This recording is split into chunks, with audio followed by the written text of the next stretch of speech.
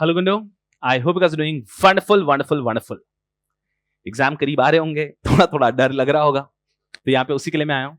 इस वीडियो के अंदर I talk to you about a few things. एक बहुत प्यारा सा प्लान दूंगा जिसको मैं मैजिक प्लान कहता हूँ, जो एग्जाम के पहले एग्जीक्यूट करना होता है सब बच्चों ने।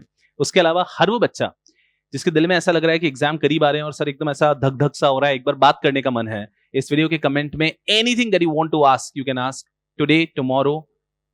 कमेंट कर दो आपको जो भी करने की इच्छा है। आई विल मेक श्योर कि परसों में बैठ के I will reply to each and every comment irrespective of the number of comments. I'll make sure that I reply each and every comment.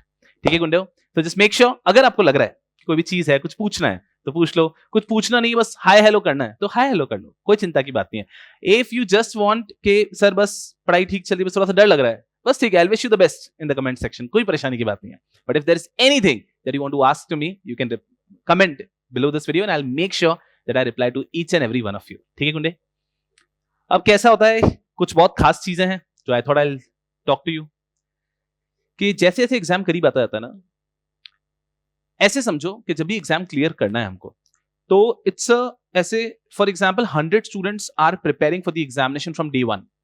अगर एग्जीक्यूटिव की बात है तो जब आपका CSET का रिजल्ट आया उसके बाद से, या एग्जीक्यूटिव का पिछला रिजल्ट आया उसके बाद से, प्रोफेशनल की बात है तो सेम, जब प्रोफेशनल का आपका लास्ट रिजल्ट आया या आप जब एग्जीक्यूटिव पास हुए वहां से, everyone is trying to prepare in such a way that the person clears. There are 100 students who are trying their best to clear the examination. But उन 100 में से सिर्फ टॉप 10 क्लियर कर पाते हैं। तो ये बच्चे में 90 कहां अटक जाते हैं? तो I'll just try and explain it to you. ये जो 100 है उनमें से आप मान के चलिए 30-40 तो शुरुआत में ही अटक गए, जिन्होंने क्लासेस के टाइम पे ध्यान नहीं दिया या लेक्चर्स ही अच्छे से नहीं किए या उनका कंसेप्ट ही क्लियर नहीं है, तो वहीं पे अटक गए। बट अब रिमेनिंग आते हैं तकरीबन 50-60 बच्चे जिन्होंने क्लासेस एक बार करी अच्छे से, लेक्चर्स देख चुके हैं अच्छे से। अब उसके बाद में कैसे करते हैं समझना। सिर्फ लेक्चर्स देखना इनफ नहीं होता, ऑब्वियसली हमको पता है।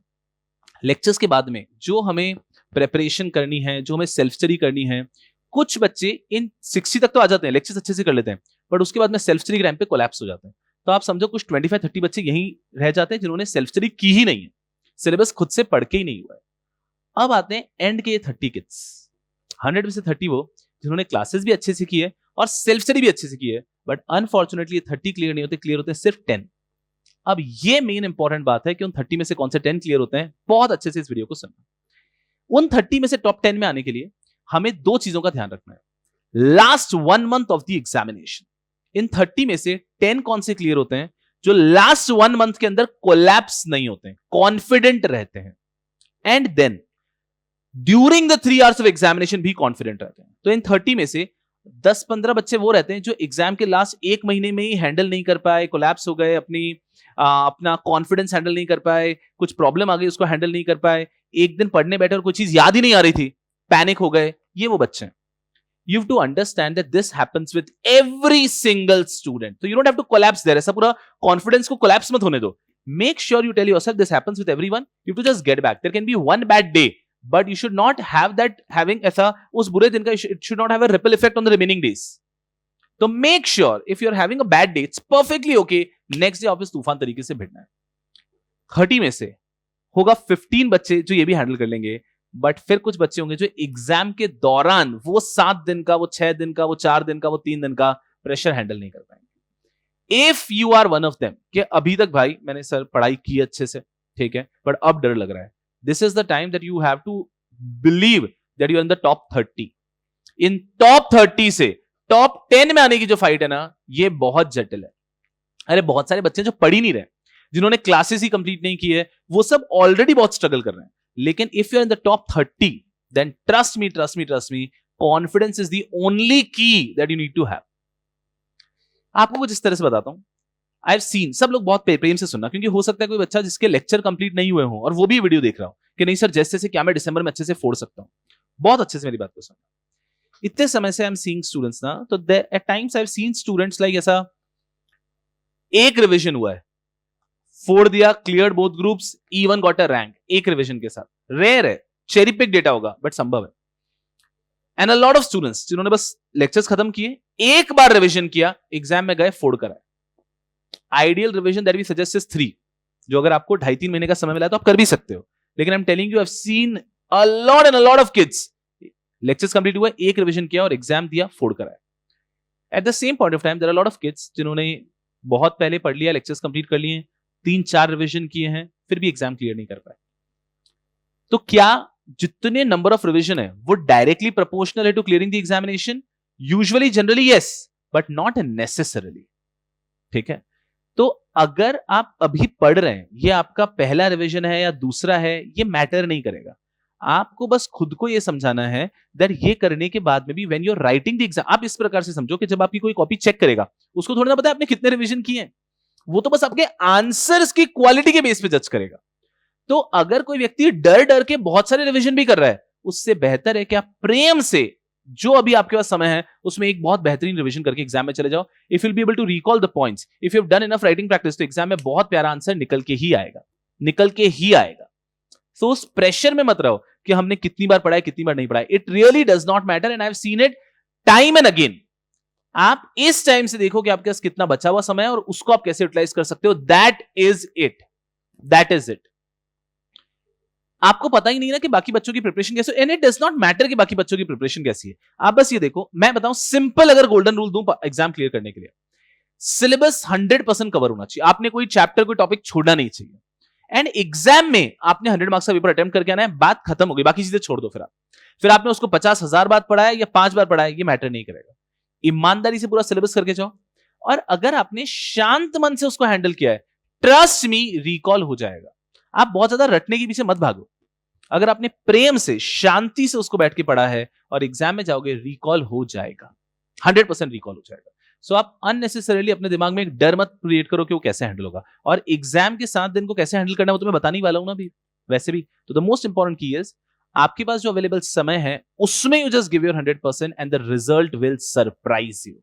और ये बच्चे रिजल्ट के बाद आते हैं ना, ऐसे सरप्राइजिंग चीजें आती है that you can not even imagine कि अरे सर ऐसा ऐसा था बट फिर भी क्लियर हो गया। एक ही कॉमन की है क्लियर होने वाले सारी बच्चों में कि उन्होंने वो जो 7 दिन एग्जाम के थे, या 4 दिन या 3 दिन, जितने भी आप ग्रुप दे रहे हैं उस पर डिपेंड करेगा, वो आपने कॉन्फिडेंटली, कॉशियसली देना है। एक बच्ची मिलके गई थी अभी, Satakshi, if I am not wrong. उस बच्ची के साथ क्या हुआ, उसके प्रोफेशनल्स के पेपर के बीच में उसका एक्सीडेंट हो गया, और अब वो कैसे हैंडल करेगी सब चीजें, और back to back papers. But जैसे तैसे शी मेड श्योर कि जो भी हुआ है कोई बात नहीं, she has to write the examination. She is an all India ranker.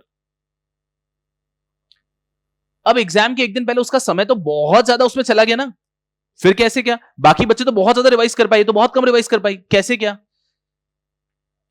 इन सब की आप चिंता मत करो। आप बस ये देखो कि आपके पास जितना अवेलेबल समय है उसको आप परफेक्टली यूटिलाइज कर रहे हो या नहीं, एंड दैट इज इट। अब क्या है गुंडे, मेरी एक आदत है, तो एक स्टोरी सुनाता हूं, उसके बाद मैं आपको मैजिक प्लान के बारे में बताऊंगा, and then we'll call it off. तो ऐसा कुछ बहुत ज्यादा आपसे बातें नहीं करनी थी मुझे बस आपको कुछ छोटी सी चीज बतानी थी, बट क्या मैं जब बोलता हूं तो रुक नहीं पाता हूं, तो ये परेशानी है। बट हाँ, तो इस बात को बहुत अच्छे से समझना कि बिल्कुल अंडर कॉन्फिडेंट मत रहो कि आप किसी भी सिनेरियो पे भी हो। ए फ्रॉम हियर ऑल्सो, अगर आप अपना बेस्ट शॉट देते हो, 100% you can change the result. ये मान के चलो, नो मैटर आपको क्या लगता है आपकी प्रिपरेशन का है। आप डिसीजन मत लो, आप जज मत बनो अपने प्रिपरेशन के। आपसे थोड़ा बेटर पोजीशन पे मैं हूं। आपने अगर आज तक 3 या 4 रिजल्ट देखे, तो मैंने 40,000 रिजल्ट देखे। आपसे ज्यादा नंबर ऑफ स्टूडेंट्स को मैंने फेल होते हुए, पास होते हुए देखा है।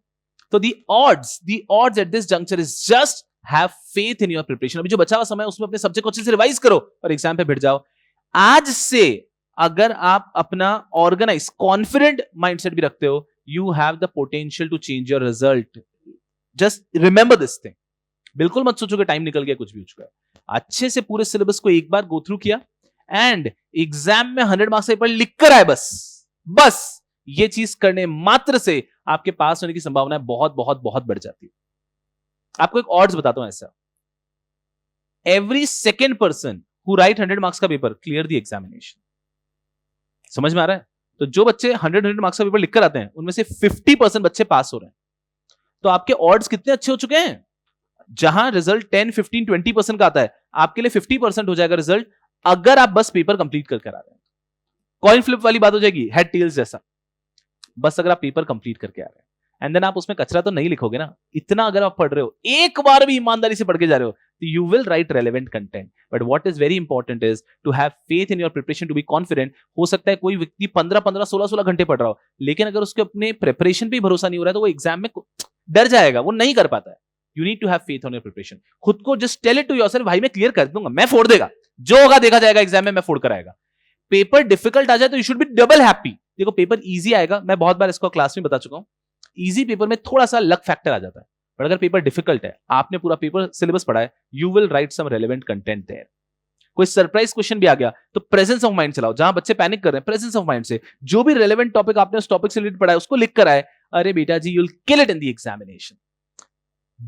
B a person with confidence in the examination. कोई क्वेश्चन आपको नहीं आता है तो वो किसी को नहीं आता होगा, बस उसको कितना कामली आप हैंडल करते हो, वहां पे आप बन जाओगे killer. I have scene hundreds of students जिनको कोई भरोसा ही नहीं था कि क्या बताओ पास होंगे या नहीं होंगे, getting all India ranks. The key is having faith in your preparation. अभी जो समय है उसमें ईमानदारी से अपने सिलेबस को पढ़ के जाओ एक बार, और एग्जामिनेशन के अंदर 100 मार्क्स पेपर लिख कर आओ, एंड दैट इज इट. ठीक है गुंडे, अब एक स्टोरी सुनाता हूं, फिर आपको एग्जाम के आखिरी 7-8 दिन में कैसे प्लान करना बताता हूं, एंड दैट बी ऑल. ठीक है, उसके बाद में अगर आपके दिल में कोई भी सवाल है तो please do comment, I 100% reply personally. ठीक है गुंडे, चलो. ये मैं बहुत बार क्लास में कहानी सुना चुका हूं आपको ऑलरेडी कहानी कहीं और आप पढ़ चुके होंगे 1000 बार. कभी चीटी के नाम से, कभी गिलहरी के नाम से पढ़ लिया होंगे. जब राम जी लंका की तरफ जा रहे थे और राम सेतु बन रहा था, उस समय सब लोग मदद कर रहे थे राम जी की राम सेतु बनाने में. तभी वहां कुछ कहानियों में लिखा है एक चीटी, कुछ कहानियों में लिखा है गिलहरी. एक चीटी एक छोटा सा कंकड़ अपनी पीठ पे उठाए, टक टक टक टक टक जा रही थी, एंड देन उस चीटी ने वो कंकड़ कंट्रीब्यूट कर दिया टुवर्ड्स राम सेतु, कि हाँ राम सेतु बनने में मदद हो जाएगी. श्री राम ने देखा उनको ये करते हुए, श्री राम उनके पास गए और उनको हाथ जोड़ के नमन करते हुए बोला कि हे चीटी, आपका बहुत बहुत बहुत आभार है कि आप मेरी मदद कर रहे हो कि मैं मेरी धर्मपत्नी को बचाने के लिए उस तरफ जा पाऊं. बहुत ही बढ़िया. यहां पर एक पॉज लो और एक चीज को समझो. उस चीटी को उसी समय पे ऐसे समझ लो, आपको आसान तरीके से समझाऊं तो मोक्ष मिल गया. मोक्ष से मेरा मतलब क्या है, उसका लाइफ पर्पस सर्व हो गया. उस चीटी का लाइफ पर्पस सर्व हो गया, ऐसा समझो. अब कहानी आगे बढ़ती है. हनुमान जी ये चीज देखते हैं कि राम जी उस छोटी सी चीटी जिसने कंकड़ रखा है उसको इतना ज्यादा हाथ जोड़ के उसको धन्यवाद दे रहे हैं. तो राम जी के पास जाते हैं हनुमान जी से रहा नहीं जाता है. हनुमान जी कहते हैं यार श्री राम, मैं इतना पहाड़ चट्टानी और ये लाके रख रहा हूं, ये चीटी इतना सा कंकड़ ला रही है, उससे क्या ही डिफरेंस होगा, उससे क्या ही फर्क पड़ जाएगा हमारे राम सेतु में. तब क्या सुंदर बात बोली है श्री राम ने, and I think all of us should just have faith on this single line.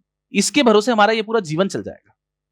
Ram ji जवाब देते हैं कि हनुमान, आप अपनी ताकत का कुछ ही अंश इस्तेमाल करते हो जब आप एक पहाड़ भी लेकर आते हो, क्योंकि आपकी ताकत उससे कहीं ज्यादा है. बट ये चीटी जब एक कंकड़ भी लेकर आई है, वो अपनी ताकत का 200% यूज कर उसको लेकर आई है. तो हमें क्या सीखना है, आप जो चीज कर रहे हो हमें ऐसा लगता है कि उससे आउटकम पे क्या डिफरेंस होगा, आउटकम नहीं. आप बस ये देखो क्या आप अपनी ताकत का 100% इस्तेमाल कर रहे हो या नहीं, बस वो रेलेवेंट है, बस वो रेलेवेंट है. अगर आप अपनी ताकत का 100% लगा रहे हो, trust me, you don't worry about the result will automatically come. आप रिजल्ट के बारे में सोचो ही मत, बस ये चेक करो कि आप अपनी पावर का 100% लगा रहे हो या नहीं. I have known a student जो किराने की दुकान पे बैठे बैठे अपनी पढ़ाई कंप्लीट किया है, कि किराने की दुकान पे कस्टमर आ गया, लेक्चर को पॉज करना पड़ेगा, फिर कस्टमर चला गया, फिर लेक्चर वापस कंटिन्यू होगा, लिंक लगना, खुद से सेल्फ स्टडी करना, ये किराने की दुकान पे बैठ के किया है. The person is a CS. The person has completed all of his examination and is a CS today. तो अब अपन ये नहीं सोच सकते कि यार ये कैसे हो गया, लोग तो इतने कंफर्ट लेवल पे अपने पास सब सुख सुविधाएं हैं, लाइब्रेरी है दिन भर की और बैठ के पढ़ाई कर रहे हैं. आप ये मत सोचो कि इफेक्टिवली क्या हो रहा है, या फिर आप ये मत सोचो कि उसका रिजल्ट पे कैसे इंपैक्ट आ रहा है. सवाल बस ये है, क्या आपने अपनी कैपेसिटी का 100% दिया क्या. ट्रस्ट मी, आप बस अपनी ताकत से 100% लगाओ and the result will surprise you. Magic will happen, magic will certainly happen. जादू का कैसा है, जब तक आपके जीवन में पर्सनली एक बार होगा नहीं तब तक आपको उस पर भरोसा नहीं आएगा. But you just have faith in मी.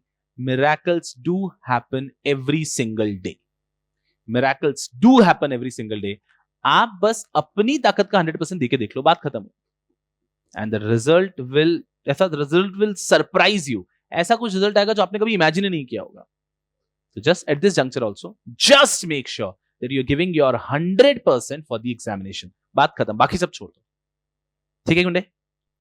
अब एक छोटी सी चीज जो मैंने भी सीखी, जो लास्ट अटेम्प्ट में ऑल इंडिया रैंकर्स आए थे, उनसे जूम कॉल चल रहा था, तो उसके अंदर AIR 1, 2 ये सब बच्चे बैठे हुए थे. तो उन बच्चों ने एक बहुत प्यारी बात बताई और उनसे एक चीज सीखी which I would want to recommend to all of you. क्या करना है गुंडे? देखो, अगर आप बच्चे, पहले प्रोफेशनल की बात कर लेता हूं. अगर आप प्रोफेशनल के बच्चे हैं तो आपका ये सीक्वेंस ऑफ पेपर होगा. सही है? पहला ESG, फिर SMCF, इसको CFSM बोलते हैं हम लोग, जो आपका मन है वो आप कह सकते हैं. ड्राफ्टिंग, फिर एक दिन की छुट्टी, फिर हमारा महाकाय सा पेपर आएगा CRVI, फिर DD का पेपर, फिर elective of group 2 and then elective of group 1. बहुत ही प्रेम से. ठीक है गुंडे? अब कभी कभी बच्चों को लगता है कि 7 डेज में 7 पेपर्स कैसे हैंडल होंगे. उसकी बहुत प्यारी सी स्ट्रेटेजी है जो रैंकर्स ने बनाई है, जिसको मैजिक प्लान कह सकते हैं. आपको देखिए 22 को आपका पेपर, पहला पेपर जो ESG से स्टार्ट हो रहा है. 22 को आपका ESG का पेपर है. अब आपने क्या करना है, इन 22 के पिछले 10 दिन, पिछले 7 दिन में रोज एक एक पेपर की पढ़ाई करनी है, ऐसा प्लान कर लो. फॉर एग्जाम्पल ESG आपका पहला पेपर है, so you want to give 21, 20, 19 to ESG. अगर आपके दिमाग में सेट है कि मुझे 19, 20, 21 ESG को देना है, या फिर किसी को 18 भी देना है तो वो दे सकता है, या आप ESG को दे रहे हो. ठीक है, तो आप यहां से कुछ ऐसा प्लान करके रख लो कि आपको रोज एक एक दिन में एक एक सब्जेक्ट को पढ़ के कंप्लीट करना है. तो अगर आप यहां से 18, 17, 16, 15, 14, 13 ऐसे आपने प्लान कर लिया, एंड आप इस तरह से एक एक सब्जेक्ट ले लिया आपने, जैसे कि ESG है, और यहां से SMCF, ड्राफ्टिंग, CRVI, SMCF,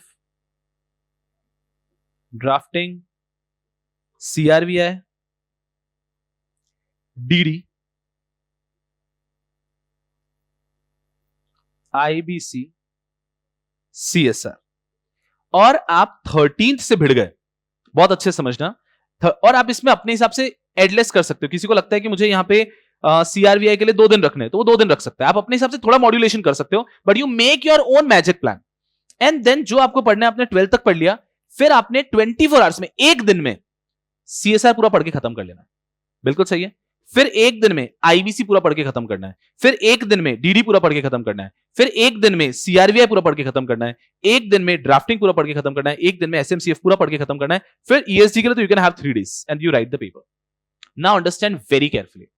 यहां पे आपको मैं ये नहीं कह रहा हूं कि 100 मार्क्स का पेपर सॉल्व करना है. नहीं, मैं ये रिकमेंड नहीं करता हूं. ये आप 13 के पहले कर लो, जो भी करना.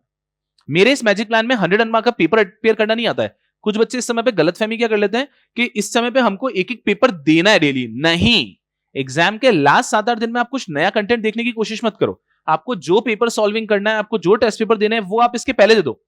10th of December के पहले देके फ्री हो जाओ.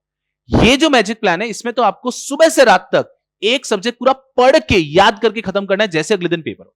ये हुआ, अगला सब्जेक्ट, अगला सब्जेक्ट, अगला सब्जेक्ट. मान लेते हैं आपका किसी दिन CSR 100% हो गया, IBC 100% हो गया, फिर DD आपका 80% ही हुआ. ठीक है, पर अगले दिन फिर CRVI करेंगे. CRVI आपका 75% ही हुआ, पर अगले दिन का प्लान चेंज नहीं करेंगे, अगले दिन ड्राफ्टिंग ही पढ़ेंगे. ड्राफ्टिंग आपका 100% हो गया, SMCF आपका 80% हो गया, मान लीजिए. कोई चिंता की बात नहीं है, तो भी चलेगा. अब जब आप ड्यूरिंग द एग्जामिनेशन को रिवाइज करोगे, तो जो आपका बचा हुआ पोर्शन उसको पहले ले लो. एग्जाम्पल, SMCF में आपका 80% वनडे में पढ़ के हुआ था. आप SMCF के पेपर के दिन पहले वो 20% पढ़ के रिवाइज करो. वो हो गया. फिर ये जो 80% पढ़ा था, उस 80% का एक और रिवीजन कर लो. डोंट यू थिंक कि जो चीज आपने 4-5 दिन पहले पढ़ी है, वो अब फटाफट हो जाएगी. और आपको एक एक्सपेक्टेशन रहेगा कि 24 आवर्स में मेरी पढ़ाई कैसे होती है.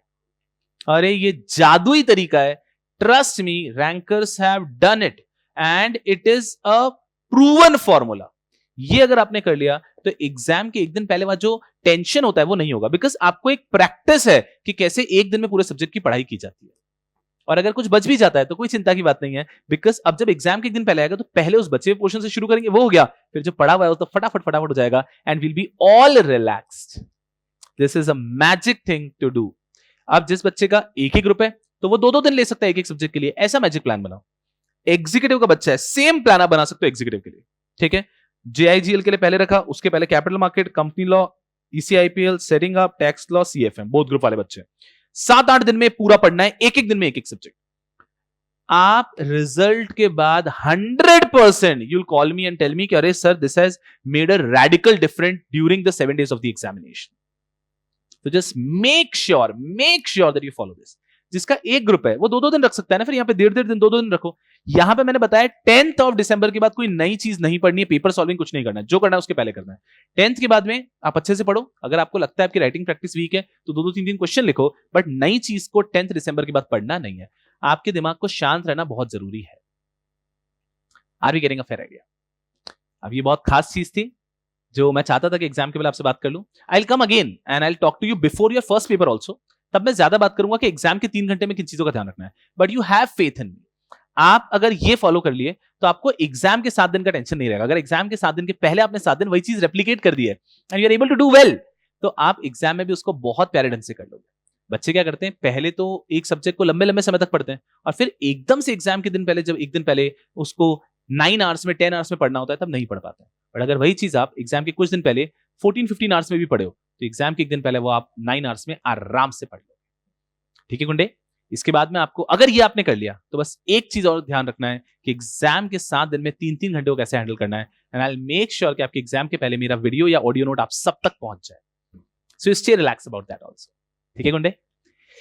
खूब खूब पढ़ो, खूब आगे बढ़ो। I will make sure that any possible thing, any छोटी सी मोटी चीज भी जो आपको चाहिए, आई विल मेक श्योर कि आप सब तक पहुंच जाएगी।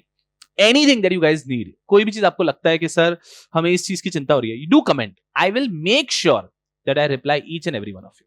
ठीक है? Stay relax, things will all go well, do not worry about it. ठीक है? The only person who has the caliber and power to change your result is you. So make sure जब आप एग्जाम में जाते हो ना तो you put your best foot front. आप अपना बेस्ट वर्जन लेके एग्जाम में लेके जाओ, बस इसकी कोशिश करो, फिर जो रिजल्ट आएगा देखा जाएगा। रिजल्ट की चिंता नहीं करो। अभी ये सोचो कि लास्ट 1 महीना है, गिव योर 100% एफर्ट्स एंड फिर क्या है, फिर आगे का आगे देखेंगे जीवन में। ठीक है गुंडे? Do comment in this video if you want to ask anything to me, you want to talk anything to me, do comment in this video. I'll make sure that I reply each and every one of you, and that too परसों में I'll reply everyone. Don't worry about it. ठीक है? जो भी लोग दूर दराज शहरों से हैं, बहुत अच्छे से पढ़ाई करो। दिसंबर में, जनवरी में आएंगे हम आप लोगों के शहर में आपसे मिलने। ठीक है? जैसे कि यूजुअली हम जाते हैं कुछ शहरों में, इस बार भी हम जनवरी में कोशिश करेंगे कुछ शहरों में आए, फरवरी में कोशिश करेंगे कुछ शहरों में आए, तो आपके शहर में आपसे आके मिलते हैं। तब तक गुंडे just make sure you tell me when you meet me कि सर क्या मजा आया एग्जाम देने में, पेपर डिफिकल्ट आया था, फिर भी ध्यान था कि डिफिकल्ट है तो सबके लिए डिफिकल्ट है, हमने स्मार्टली उस पेपर को हैंडल किया। एंड जब बाकी बच्चे ऐसे परेशान हो रहे हैं, हमें समझ में आना है परेशान नहीं होना है, पेपर डिफिकल्ट है, सबके लिए डिफिकल्ट है। प्रेजेंस ऑफ माइंड के से जो रेलेवेंट कंसेप्ट हम लिख पाए लिखे और 100 मार्क्स पेपर कंप्लीट कर आए, बस बस बस बस बस। अगर ये सब आपने कर लिया है तो trust me, I will be more excited to meet you and hear this from you. खूब पढ़ो एंड खूब आगे बढ़ो। Make me proud, make your parents proud, make everyone around proud. Bye bye.